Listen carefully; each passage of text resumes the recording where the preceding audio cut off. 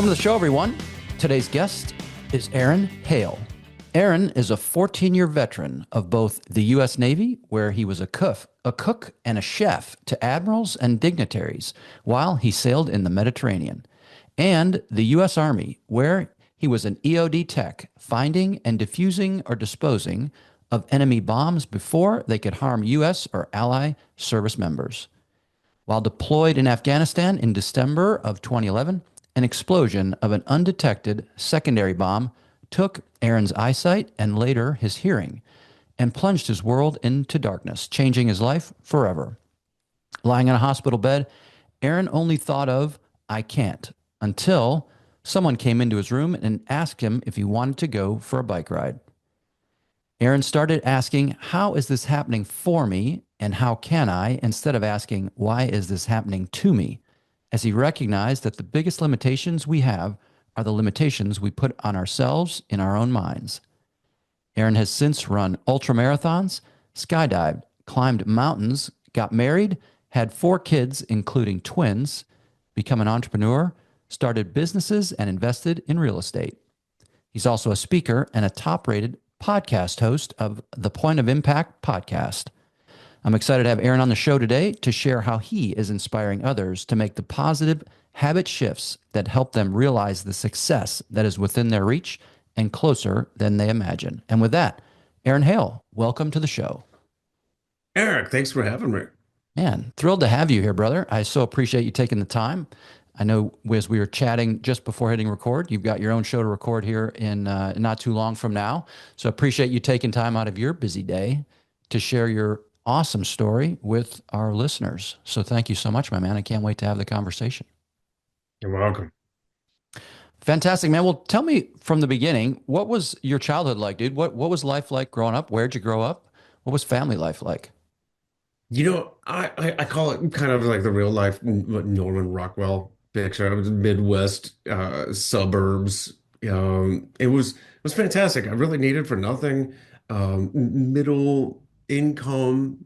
Uh, I grew up in suburban Akron, Ohio, at a small high school. Played football, and describe myself as the all-American slacker.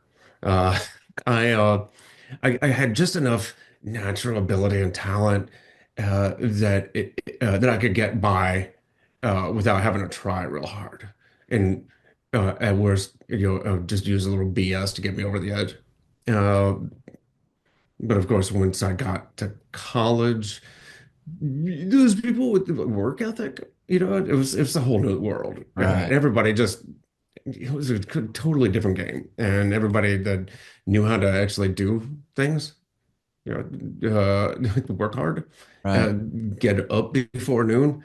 No, they quickly passed me by.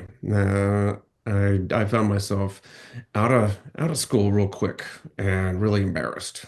Oh, right on. Um, and Got that's shamed by, I think they call them now tryhards. It's like a shame thing that people use this term. Oh, you're a tryhard, which is kind of funny to me, right? You bumped into some tryhards back in the day. And now it's like, now people use that as like a negative. I don't understand it, but so you bumped into a few, a few bumps in the road in college and the personality wasn't able to get you through it. doing stuff. It's reeks of effort. Uh, but I was just, every time I would have a glimpse of uh, the truth, right? When you actually put effort into something worthwhile and you achieve something, and then you fall back on your laurels, and whew, that was now I can rest, and that's when things start to fall apart, right? Right. So I I was very resistant to actually doing stuff. I like to relax and just coast, and nothing happened. And of course, it was very depressing when nothing happened. I didn't get the grades I wanted. I didn't get, the degree I wanted. I gained way too much weight from just partying in college, and I needed to change. I needed to figure out how to get that work ethic and, you know, they take some pride in achievement, and I need to figure out how to do that. And that's why that's how I found the military because uh, up until about a month before I enlisted in the Navy, I absolutely knew that I would never be in the service. Oh, really? So absolutely knew it. I was a hippie and a jock, which is kind of weird. I had long hair. Super weird. Was it? It's super weird, man. A hippie and a jock. Although, so I have to ask, so you had long hair and playing sports. Did you smoke cigarettes? Oh yeah. Oh yeah, right? That was the thing. What year? So what would this time frame be? This was the 80s or the 90s? I graduated high school in '96. 96. Okay. I Okay, went to so college for 3 semesters yep. and gained my freshman 50. Oh, nice. Uh, and then once I got out, uh, I I needed like the first thing I did was I just did an entire change of venue, scenery, and I moved out. My folks are divorced. My mom was remarried in Ohio. My dad was out in California. So Oh, I moved out with my dad, got a couple jobs out in California, lost that ridiculous amount of weight, just not drinking so much beer and eating so much pizza every right. day. Right. And after about 6 months, I lost the weight. I had 2 jobs, but that was California, so I wasn't actually keeping any money. Right. But it was enough time for me to clear my head, dry out, and realize that I needed to actually make a plan. Curious, what part of California and what jobs were you working? My dad lives in Laguna Beach. You Nice. know, yeah. And I worked at Hobie during the day, Hobie Surf and Sport. Oh man, a perfect place for a hippie. I was like a wannabe hippie, like surfer guy, Yeah, yeah, it was awesome. I got to hang out wearing and board shorts and flip-flops all day, right? What could be worse? what was great about that is that right behind Hobie was a Whole Foods, and I would go in every lunch break and get a salad from the salad bar, $12. which would cost, of course, the half of my pay for that day. Right. But then I was eating, healthy, and I was walking from my dad's house to and from work, and then in the evenings I actually went back into the valley there and worked at a restaurant. So I was cooking in the evenings at a place called Opa. Okay. So that's a pretty appealing. I think I picture that scenario for a young. You would have been those 3 semesters, so you're still a teenager. You're maybe 19, something like that, 18, 19 years old, maybe 20, and you're Oh, living on yeah, the just about. beach. You're working in a surf shop, and then that'd be pretty like, well, I'm gonna hang out here for a while, right? That's pretty cool.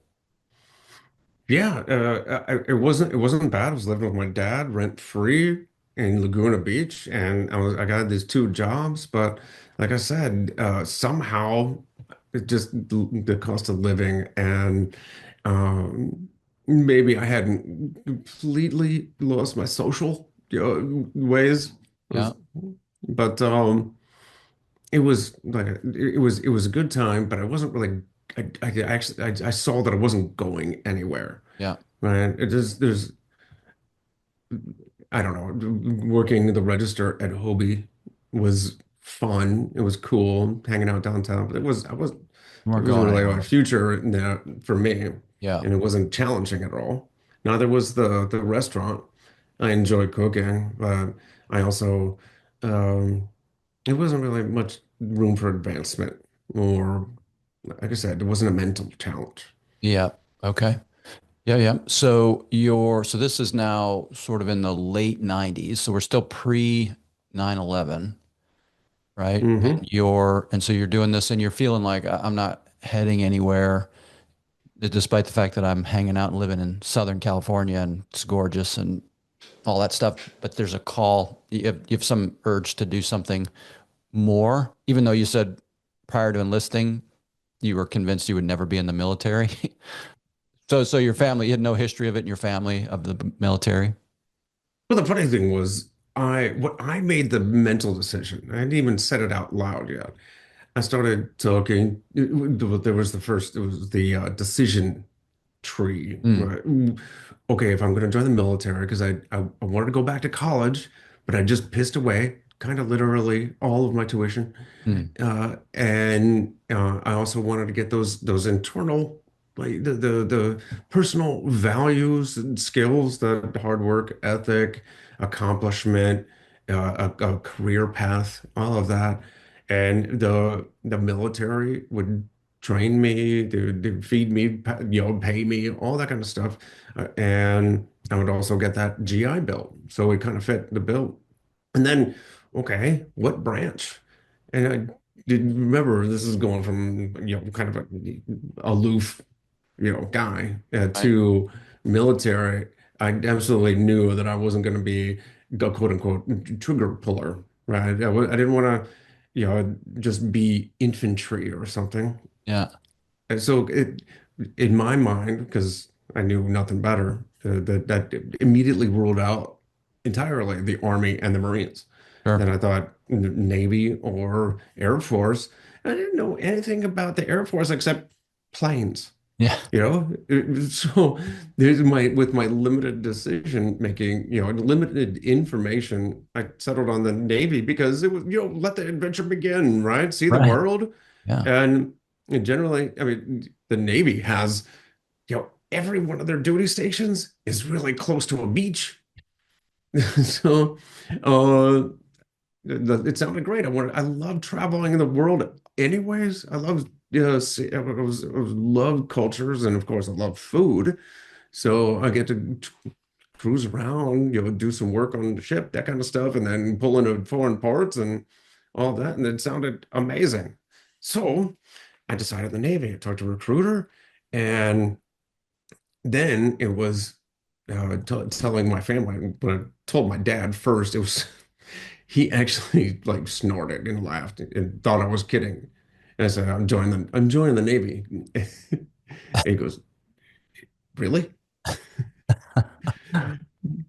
And he thought it was the smartest decision I'd ever made. Seriously. Uh, and I told my mom, she was terrified. And I said, "Mom, it's peacetime, and I'm Right. going to be in the Navy, miles away from any, ground battles, right? Right. And I'll be joining." I decided I was going to be a cook in the Navy. I love to Yeah. cook. I wanted to go to culinary school. So get some OJT for 4 years, get the GI Bill, get out. And I convinced her that it would be totally safe. Right on. And of course, this was 99 when I joined. And 2 years later, the whole 9/11. world changed. Right on. Yeah. So, okay. So you go off to, do you go to, was it Great Lakes for boot camp? Is that where that happens? Yeah, I went to basic training in Great Lakes and near Chicago. And it was immediately I got that taste of what my military career would be like, right? Getting responsibility Mm, and promotion well before I felt ready for it, and then have to fit those stripes, so to speak. yeah. And I would have to step into my responsibilities. I would have to live up to what was expected of me and what I expected of myself. Is it because it's right at basic training? Like the first day, they had us all line up in the big, berthing with all the bunks and all that, and everybody gets on line, and the RDCs, the recruit division commanders, they don't call them the drill sergeants. Mm, Um, they say, okay, who here, raise a show of hands, who here has college experience? Only two guys out of 80 raise their hands. And the other guy, they said, you too, including me, yeah. uh, get up here. And then they asked what kind of college experience either of us had. And the other guy had, I don't know, a couple community college courses. So your three And semesters beat them out, man. yeah, and then I had, 3 semesters at, at a major university. They're like, you are the RPOC, the recruit chief petty officer. You're in charge of these guys. Of all 80 guys. What? And then they ask, what's the rate? What's the MOS, the Yeah. job you're gonna coming in to do? I said, cook. And they go, oh my gosh, we just made the cook the RPOC. Oh man. Anyways, I Oh, was I was the guy marching the big column, the big square of recruits up and down the street. Yeah, that kind of stuff. that was you. And so that's how and that's how my whole career was. Uh, as soon as I got comfortable with a certain position, like I'm comfortable joining the military, I'll just jump into this group of 80. They're like, you're in charge. And as soon as I got relatively comfortable with that, they said, I went to the cooking school, the Navy's cooking school, which is basically just them teaching you how to not kill somebody. Right, It's right, just food sanitation. right. But there I got top of my class, so there's a promotion thing, they call it a accelerated advancement or advanced petty officer. So I got a early promotion, above my, ahead of my peers, and choice of duty stations, and it it was like I accidentally fell into these roles, although. In hindsight, it was truly, I was loving what I was doing, and I was throwing myself into it because I was becoming a better sailor. I was becoming a better me. And it's funny too, is that along the way, and talk about these internal or personal values and skills. I accidentally caught or picked up those external values like the teamwork, um, pride in duty and service, and uh, uh, taking care of those Joes and Janes to your Mm. left and right. And I love that. Yeah. That's awesome, man. I'm super curious. I've had many military vets on my show, which I'm always honored to have those our veterans on and tell their stories and learn their lessons. I've yet to have a cook, anyone that was a cook on the show. And so I'm curious because I do enjoy cooking and just the curiosity because you get a visual of what you've seen typically from television or movies of what that job might be. And I know television and movies are not good teachers, generally speaking. They tend to paint a picture that's completely false. So I'm curious what they're teaching you. Like it was funny you said that they're basically teaching you how not to kill people, so don't toxify the food or create salmonella on ship. And all of our fighting soldiers are now down with some stomach ailment. So they're teaching you how to be safe. But what are they teaching you? You got to cook for massive numbers of people.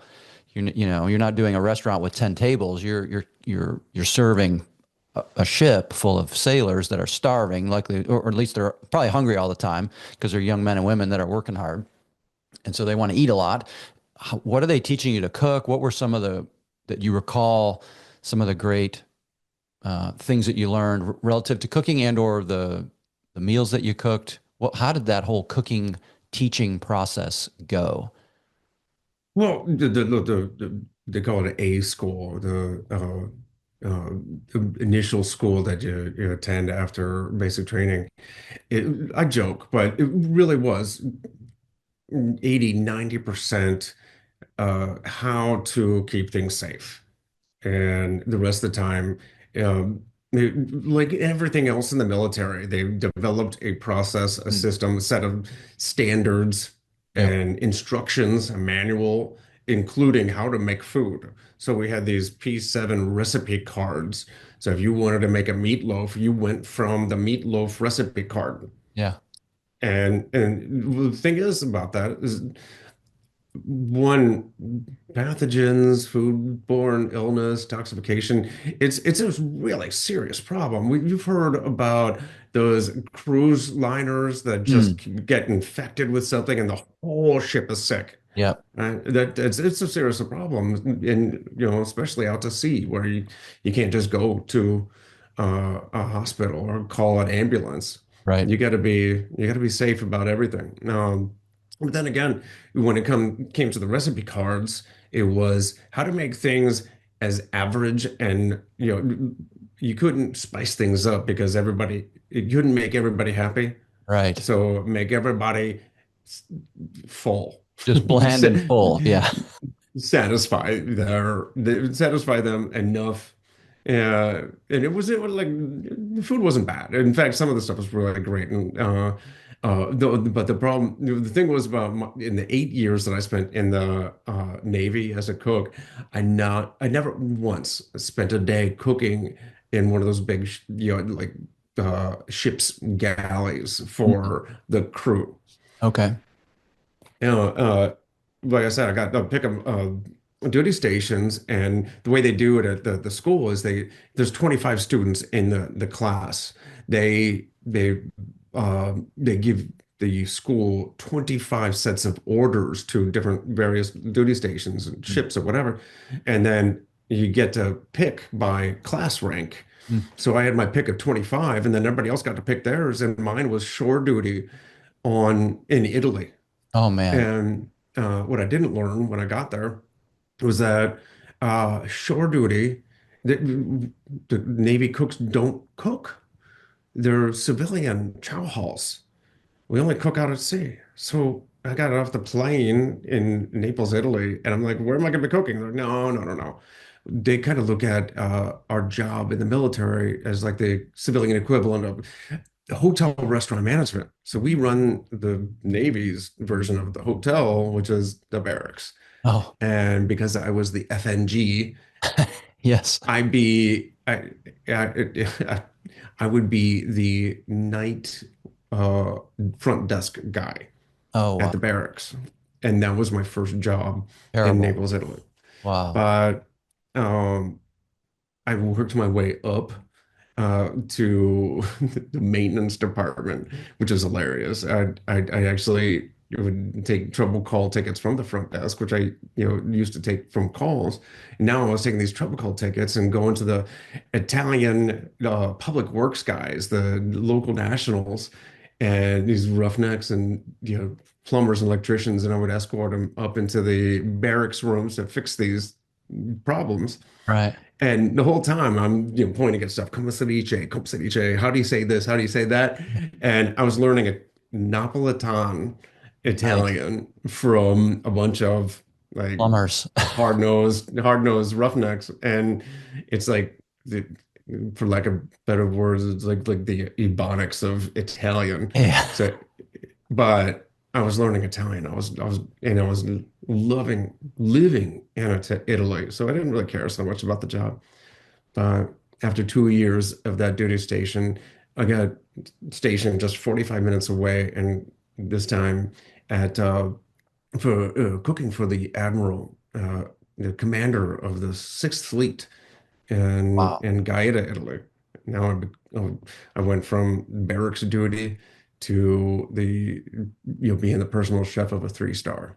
So Oh, that was wow. that was pretty cool. That's pretty awesome. So you're in a white tablecloth environment and all the fancy stuff, right? Because a 3 star, that's big time, Actually wearing a chef coat and everything. man. And so you're having to cook meals for dignitaries and 3 stars, hang out with other 3 stars and politicians, I would imagine, and all sorts of big people, right?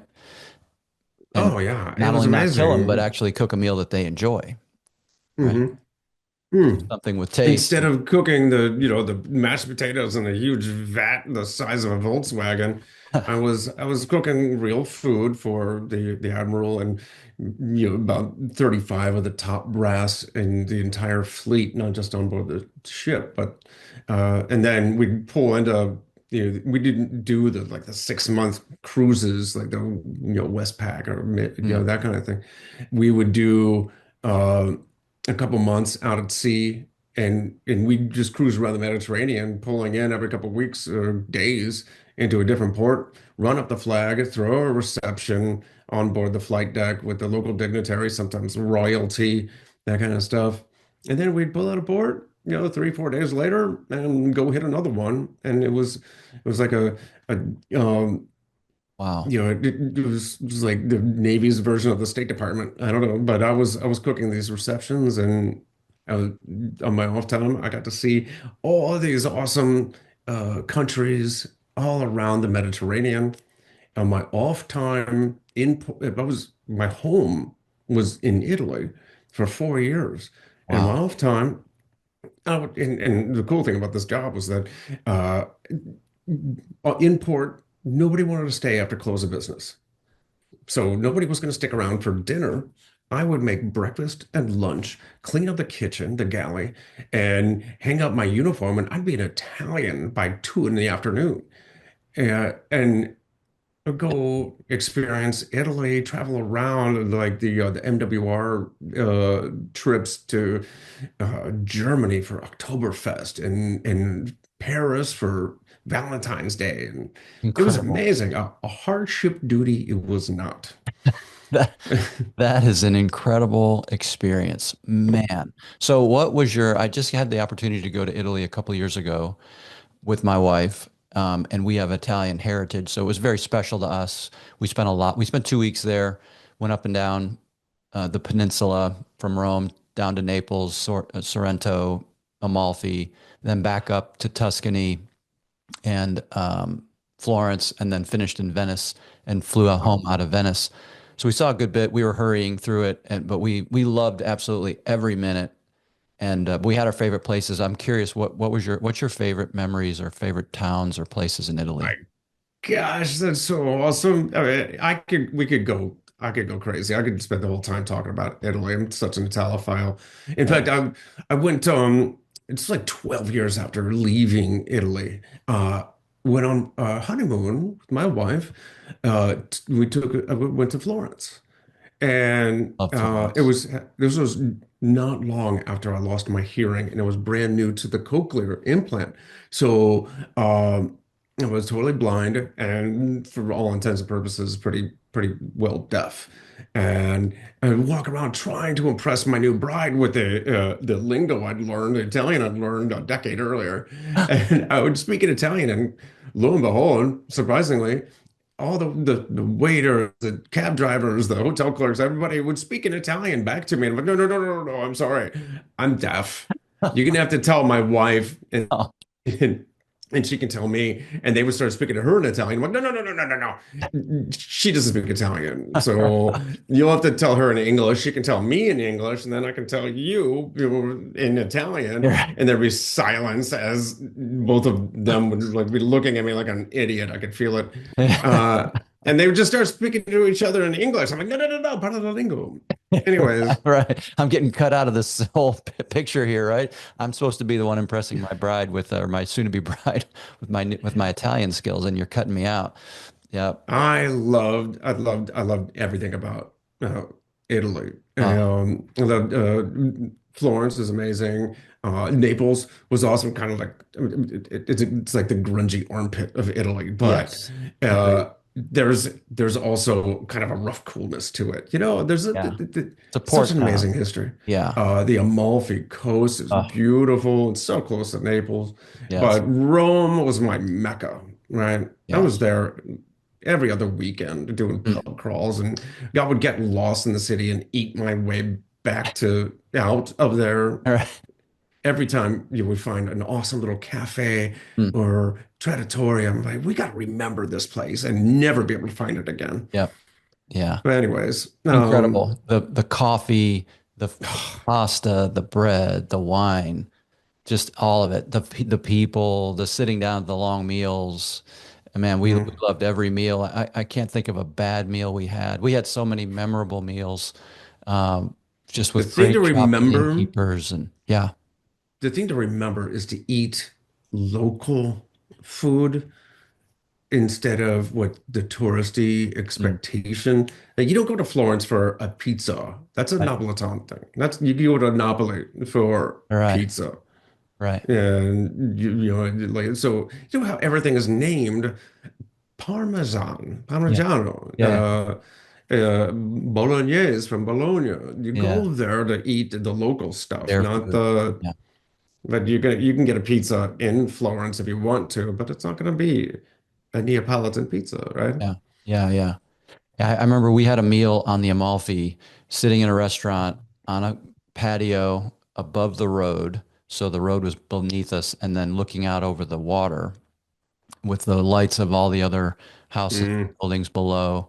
Just incredible. And eating a pasta dish. Now, I've grown up eating pasta, and eating some homemade pasta. Like not all the time, but my dad would make pasta, and you'd eat it. And it was definitely different and better than packaged pasta. But I remember eating this pasta and looking out over this water and thinking, this is the most incredible meal I have ever had in my life. Like the mm, taste was so just incredible. My wife mhm, and I were just stunned. Like I can't imagine a better meal. The whole experience of it, the visual, the the taste, the wine, all of it. And then the fact that the servers were gracious and let you take your mhm, time, and it was just incredible. Talking about it, I just want to go back. It was so fabulous. And there's so much more to see. We want to see the Adriatic side, down the heel of the boot, Sicily, we never got mhm, to, and that's where our family is actually from, is Palermo.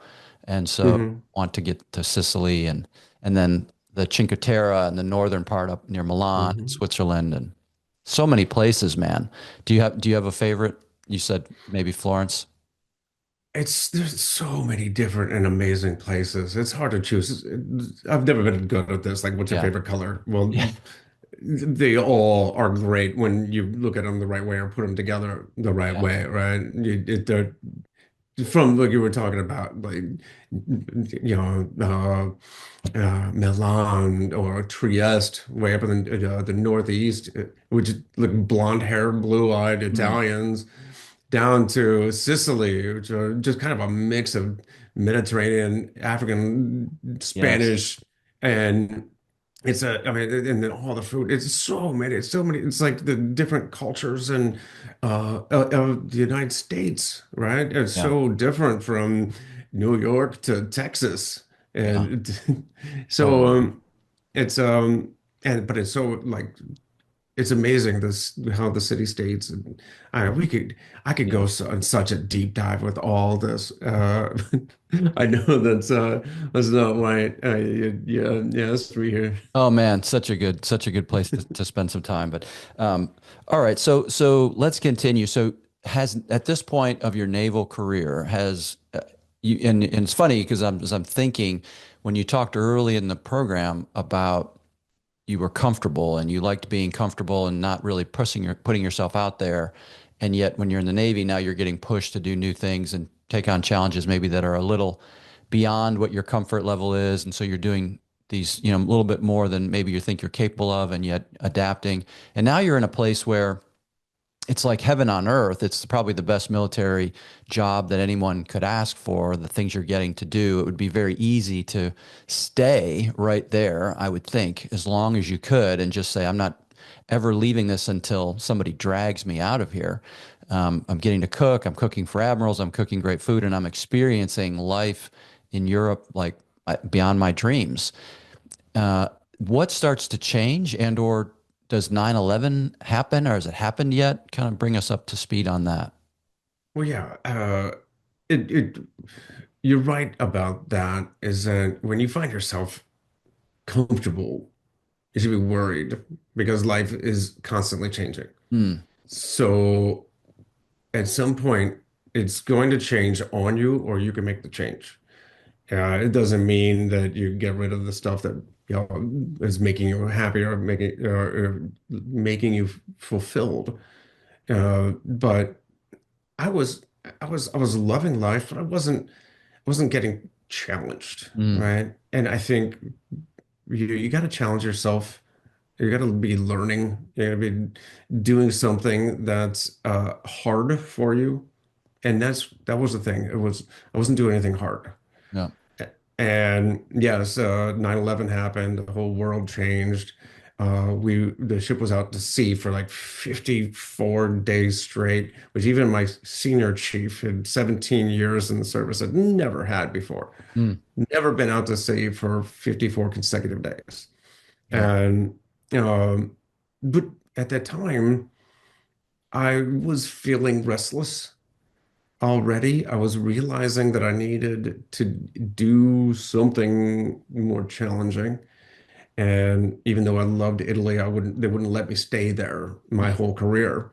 yeah. And I would have to advance on my career path, or they have ways of getting you out if you're not moving and not Sure. advancing. Yeah. So anyways, uh while we were out to sea, I, I realized that every job in the military has an important role to play, and everybody's job is important. But I was I realized I was watching the war on TV. Mm, I was watching those, Patriot missiles, yeah. and the Scud, talk of Scud, missiles and all that kind of stuff. I was watching these things land, in Baghdad on Fox and CNN, Yeah. right? So uh, I just I wanted to do something a little more direct, and I wanted to serve. I wanted to be able to use my talents and abilities to serve the military, serve the mission the best way I possibly could. Of course, I was still a Navy sailor, I was still a cook.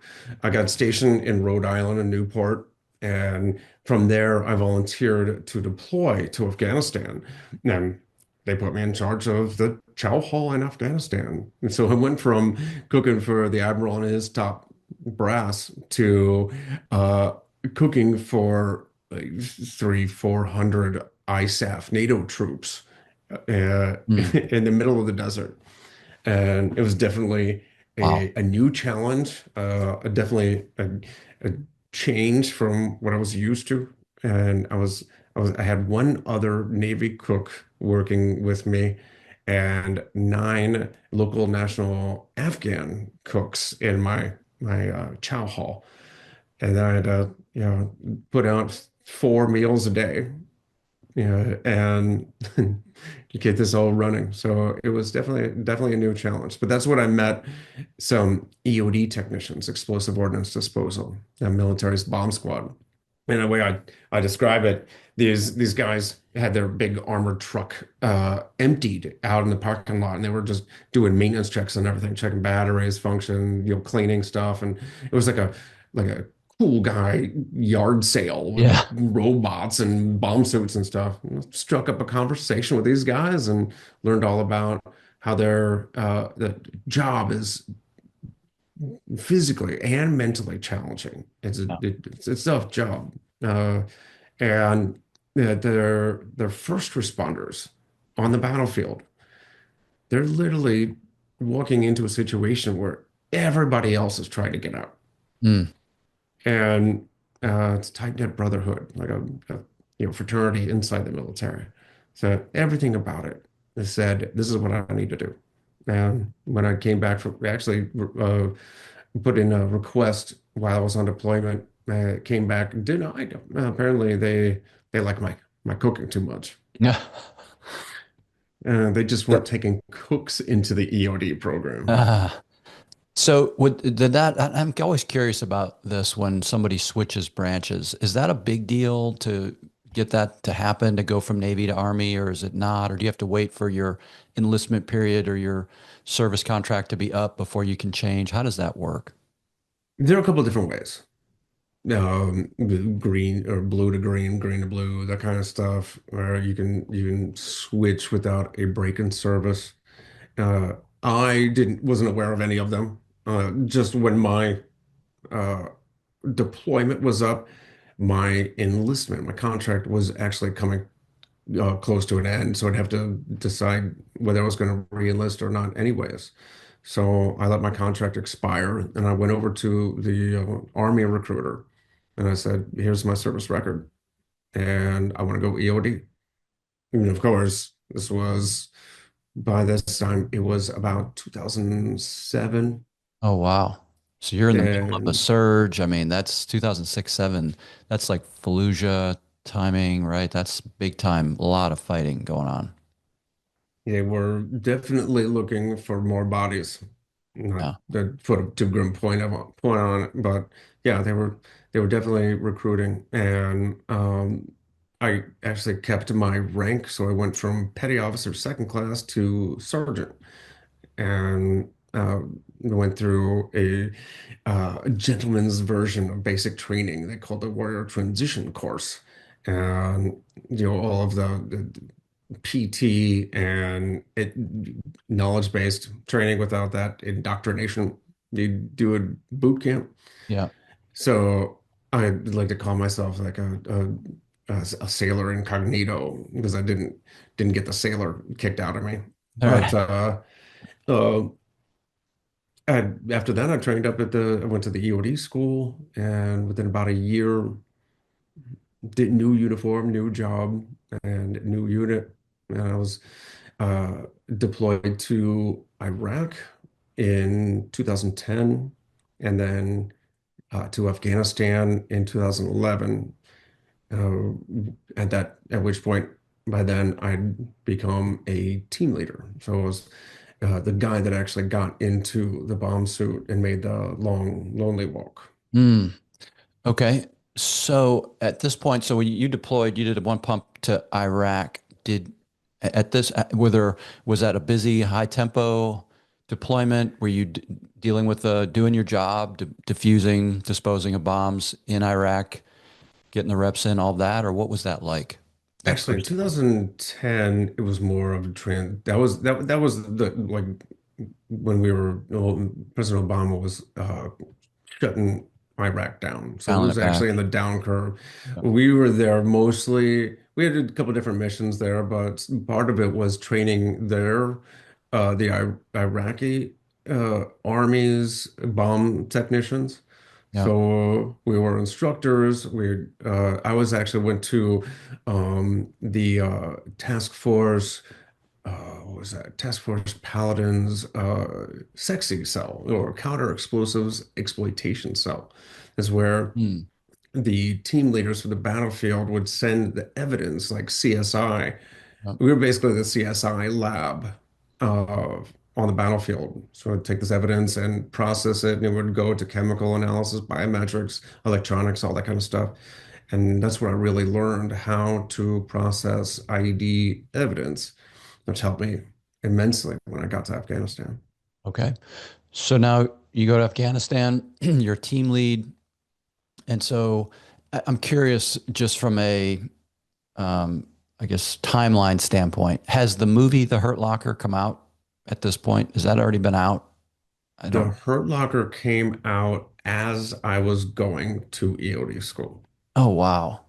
And I knew already that was the I was so incensed by how stupid that guy was.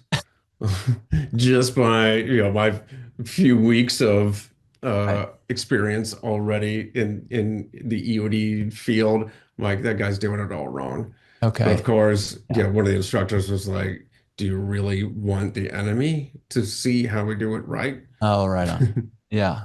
Yeah. Good point. Back to the earlier comment I made about TV and movies are not good teachers for this stuff. They tend to teach people that, they teach us and then we learn like what the truth is if you get into that world, whatever the world might be, whether it's racing a car or anything else. I've heard that games like Call of Duty, they actually had the program, the developers actually had real life Navy SEALs Hmm. consult on them, Hmm. and they made it too good. Oh, yeah. And so they're like, "Do you know how many people you might have killed with this game for Right. real?" Right. And Yeah. it was in hindsight, I'm like, Yeah. okay, that was all of that was dumb. I didn't, but the thing is about the Hurt Locker, I didn't even like the movie because the story didn't. There was no story. Yeah. There's there's nothing there. The only meaningful part of that was like when he was standing in the grocery store. Is like I need to get back to what I do, but the entire thing was just a mismatch it's like a collage of him doing dumb stuff Right. on the battlefield. Right. So Yeah, I yeah. didn't like that movie at all. Yeah. It's funny to me. I've read a lot of military books, a lot of biographies. Um, and you read the movie Charlie Sheen movie about the Navy SEALs.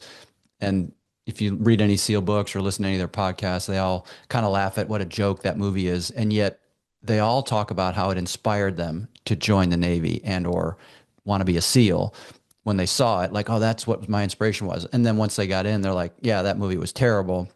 And it was such a joke compared to what the job really was. But it still inspired a lot of guys to join the Navy and want to be SEALs, right? So again, maybe a bad teacher, but it I think it accomplished the Navy's objective, right? They got a bunch of young dudes that were like, I'm going to go do that. That looks cool. Um, Good point. yeah, yeah. The All right. So you go off to Afghanistan. Now you're wearing the bomb suit. You're doing the job.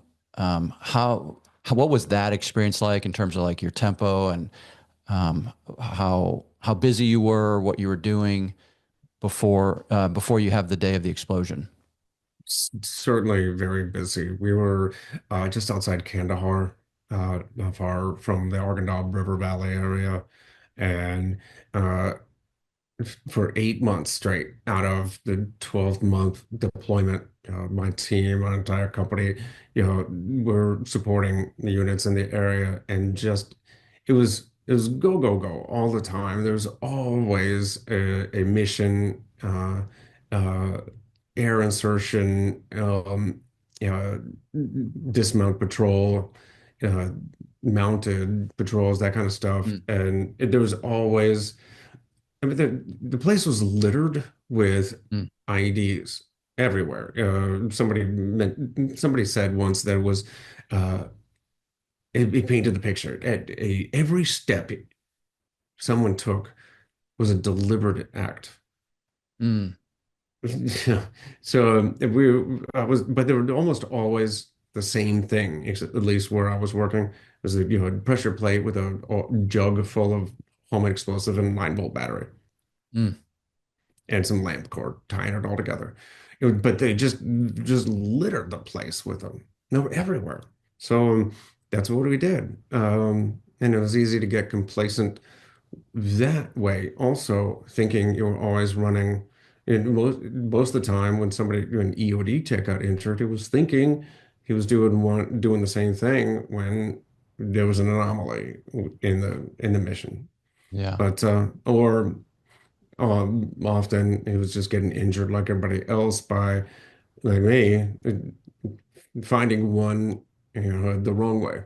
Yeah. But yeah, it was very, very busy. Yeah. Yeah. Okay. So, you're the tempo's there. You got experience. You're working the thing, and then now talk about you kind of alluded to it there. You started to talk about it. The actual day when you get injured. What was that like? You're approaching what you thought you were dealing with, and then there was a secondary IED setup. I think you had mentioned in Mhm. your backstory. Talk about that, kind of what happened, and then the aftermath. Well, we were actually in like the fourth quarter of our deployment, right? The Mm, wind down phase, and probably the beginning and the end of a deployment are always the most dangerous times because you don't know what's going on in the beginning, and you start getting complacent at the end. mm, But I believe that's what happened in my situation. Is just I don't know, but I was just coming back from 2 weeks of R&R back to the United States. I got to see my whole family together for Thanksgiving. mm, I got to witness my firstborn turn one. It was like a fantastic last page in mm. my mental photo album. Yeah. And my team picked me up in our armored truck, and we jumped in a convoy. And I was literally, I had the suitcase, or my go bag, my Yeah. travel bag, on top of the robot in the back. And on the way out to our AO, the good patrol leader calls back and says, EOD, there's something in the road ahead. ANP, Afghan National Police, called something in. Need you to take a look. Okay. And so set a security card on and sent the robot out, and lo and behold, pressure plate, oil jug, 9-volt battery, and the robot ripped the pressure plate out of there, and you know, to made short work of that. But I wanted to get that evidence. So the robot couldn't pull the jug out of the hard packed earth. So what I did was I jumped out of the truck myself. I had a metal detector and my evidence kit, and I just made an approach. And uh, for one reason or another, I don't know what happened, how we missed it, but these things happen. And about 20 or 30 meters from the original device, the primary device, there was a secondary device. And that one punted me in there. The lights went out. It was nighttime. It was about 9 at night, but we were still in the big stadium light glare of the major fob we were leaving, uh, and now to our command outpost.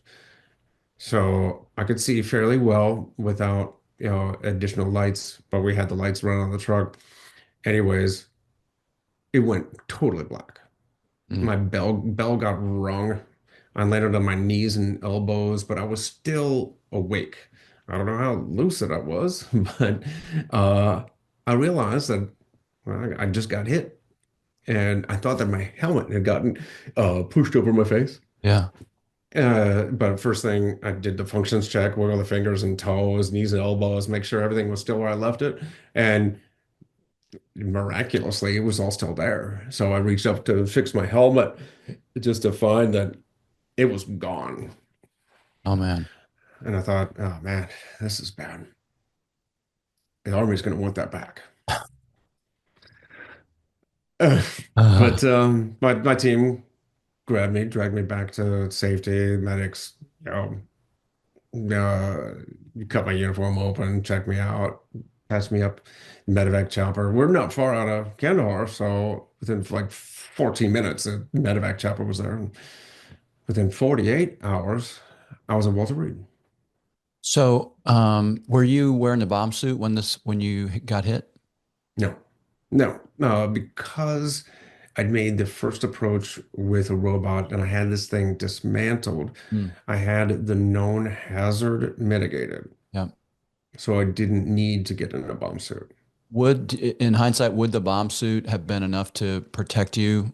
Would it have provided enough protection, or was it still like you get hit like that, you're still going to have issues? It would have been plenty. It would have been plenty to protect you, but it wasn't protocol to wear it because you didn't think you had anything else to be dealing with.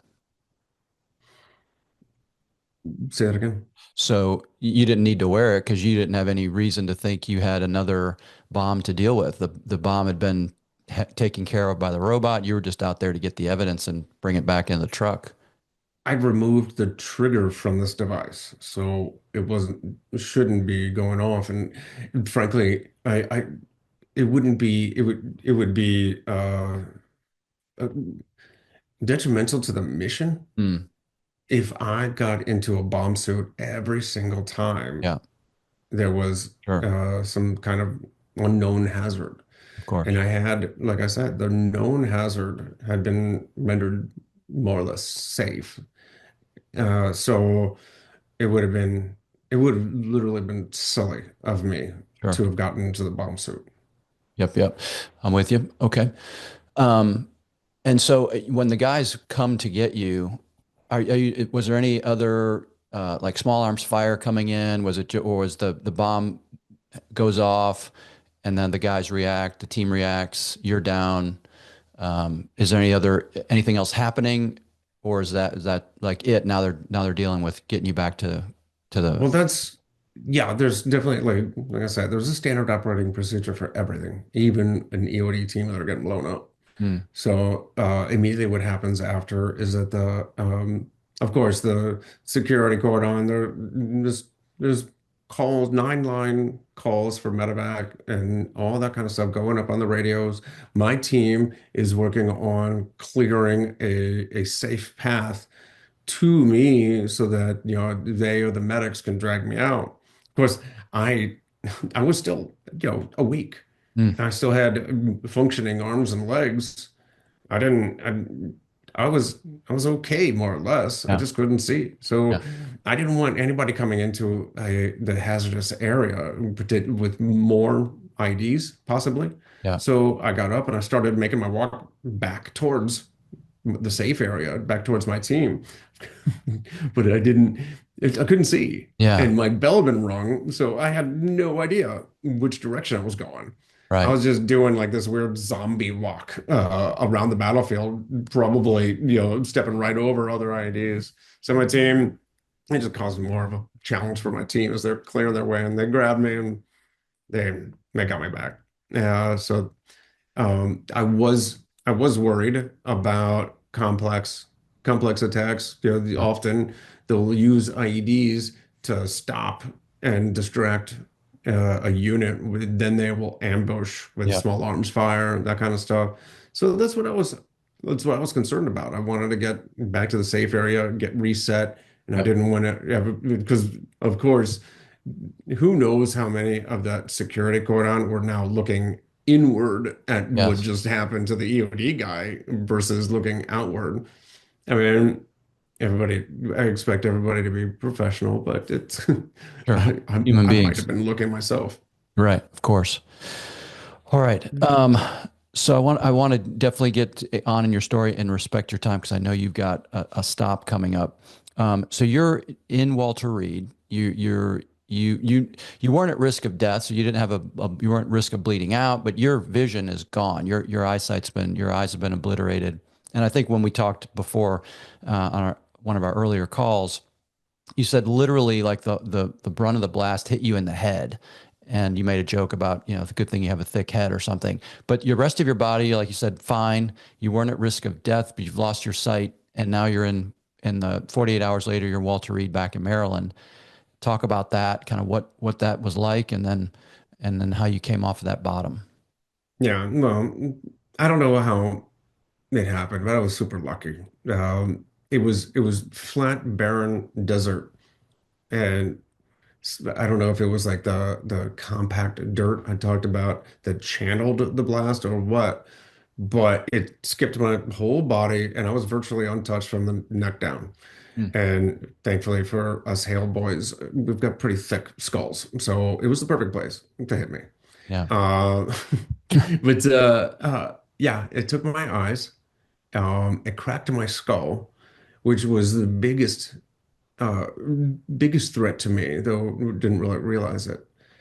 Um, so they patched me up my burns and all that, and uh, the scariest part for the medical team was the pressure, the altitude change, Mm. flying me transatlantic. So that's why it took 48 hours to get me back to the United States.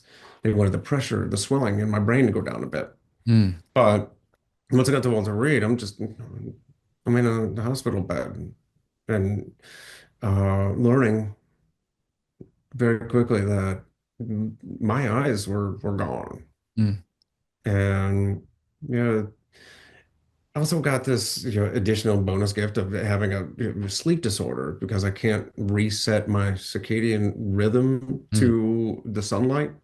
So yeah, I'm wide awake in the middle of the night with alone with Mm. my thoughts. I'm totally exhausted during the day when all these people are coming and going, doctors and nurses, orderlies, the army, Veterans Affairs, and paperwork and bureaucracy, and all these politicians and nonprofits are coming and going, seeing what I need and thanking me for my service, and I just want to go to sleep. Yeah. And I was angry. I was sad. I mean, I was just talking about, you mentioned in the introduction, and I was just thinking about all the things that I can't do anymore. I can't be an EOD tech. I can't be a soldier. I can't be a father, a husband. I can't, there's so many. I can't even drive anymore. How am I going to feed myself? I don't know. But I was just pissed that I failed. And it was there's all those other warriors, all those other service members up and down those halls uh, in my family. I thought about, I started thinking about myself. And, it was definitely, a period of going through the stages of grief, but it was definitely my, battle brothers that helped bring me around to actually the opportunity that I had. I was faced with another challenge, and I needed to rise to the responsibility or rise to this challenge. I had to, I was thrust into something I wasn't comfortable with, but I had to figure it out. Instead of saying I can't, I started asking, how can I? And then, even more than that, how can I do this? How can I learn so that I can teach others? And I realized that, I don't know where I read it. Maybe it was a meme Mm, on Facebook or something. But so I read it and it just stuck, etched in my brain. It said, maybe the story of your struggle might someday be the blueprint for someone's survival. mm, So everything I learn along the way, I learn better because in my mind, I'm thinking, how will I be able to explain this to somebody else? And how will I be able to, sometimes it's some of the most, simple things, but I don't know. I haven't been through it yet. Learning how to, like I mentioned, going for a bike ride. When somebody came in and asked me if I want to go on a bike ride, I thought you were messing with me. yeah. I'm blind. And I didn't realize that tandem cycling is a serious competitive sport. And somebody asked me if I wanted to go golfing. I'm like, oh, come on. Am I being punked?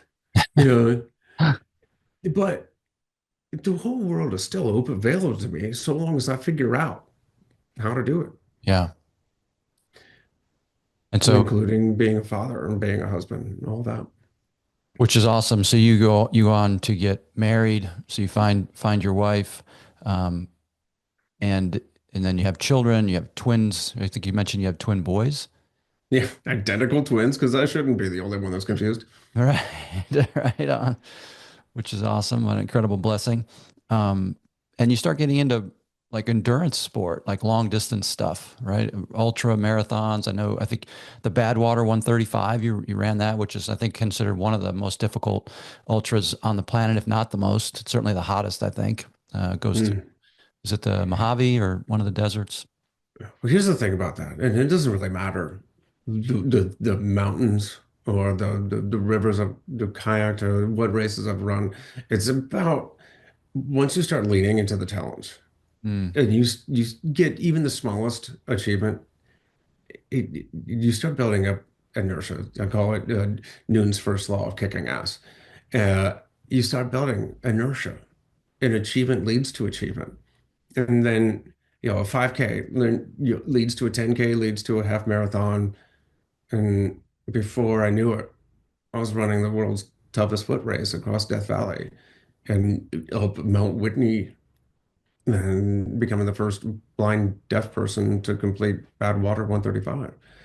And starting a fudge business, e-commerce, and investing in real estate and starting short-term renting and speaking to people all over the country and starting a podcast. And it's just you got to start somewhere and you got to lean into the challenge instead of avoiding it. And that was what I was doing when I was younger, was avoiding challenge because I was just comfortable where I was. But the thing is, if now I realize also that, like I said, life is always about change.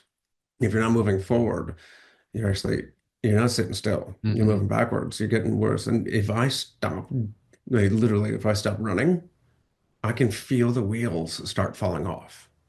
So I have to. Yeah. I love it.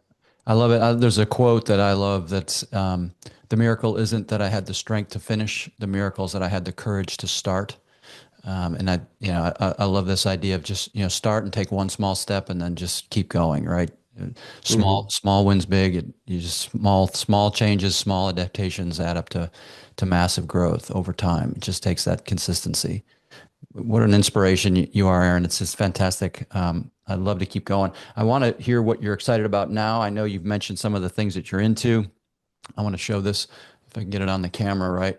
So you mentioned the chocolate or the fudge. So I bought a little of your fudge right there. And which is also, I love the EOD homage, right? So your business is still EOD, only it's Extraordinary Delights, handcrafted fudge. I bought a couple different varieties. I bought the American Pick-Me-Up Fudge, which is phenomenal. And then I would have to say my favorite, peanut butter cream fudge. Being a peanut butter addict, I love it. Love that one. Love them both. But talk a bit about what you're up to now and what you're excited about and Well, where you people can mentioned find you.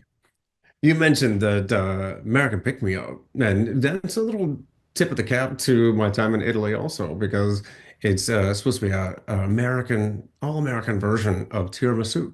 Ah, It's in tiramisu literally translated means pick me up, ah, tirare mi su, ah. and uh, it's got it instead of uh, the Italian amaretto or frangelico, it's got all American Kentucky Little bourbon bourbon. cream in there. It's got instead of hazelnuts, Georgia pecans, and um, instead of espresso, I actually found all American Pride Roasters coffee. So it's an Unbelievable. all American version.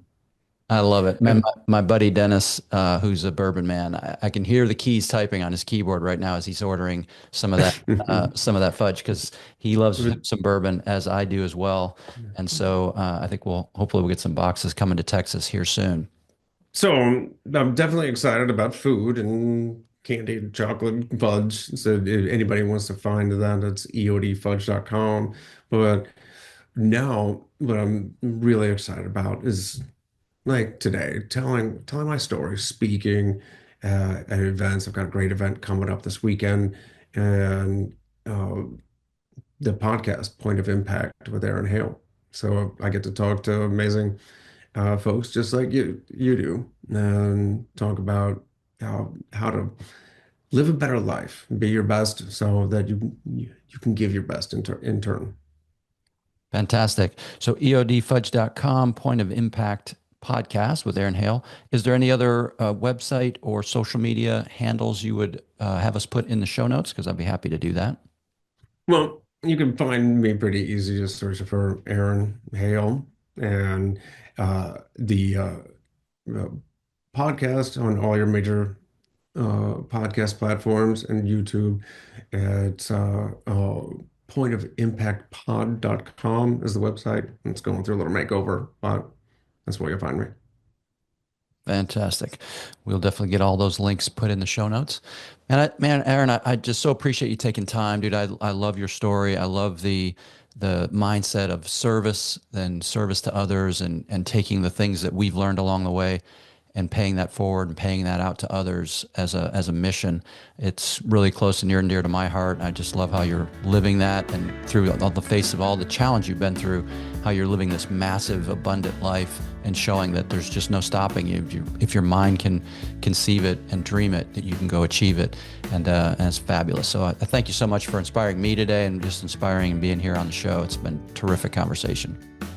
Well, thanks for having me on, Eric. It was an honor to get to share my story with your audience.